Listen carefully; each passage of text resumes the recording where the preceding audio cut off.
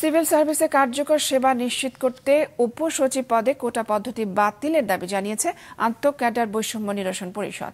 সকালে রাজধানীতে বাংলাদেশ সিভিল সার্ভিসের ৪৫তম প্রতিষ্ঠাবার্ষিকী উদযাপন অনুষ্ঠানে সংগঠনটির পক্ষ থেকে এই দাবি জানানো হয়। এ সময় তারা পেশাভিত্তিক মন্ত্রণালয় প্রতিষ্ঠারও দাবি জানান। বলেন, প্রতিটি মন্ত্রণালয়ে নিজ নিজ ক্যাডারের অভিজ্ঞ এবং দক্ষ কর্মকর্তাদের পদায়ন করা জরুরি।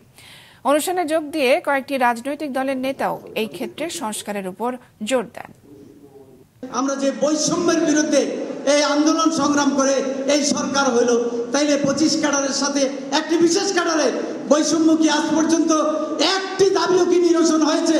জন আকাঙ্ক্ষা পূরণে প্রত্যাশিত সিভিল সার্ভিসের যে পরামর্শগুলো আপনারা দিয়েছেন, এখানে যেগুলো আছে সেগুলোর সঙ্গে দ্বিমত করার কোনো যুক্তিসঙ্গত কারণ নেই।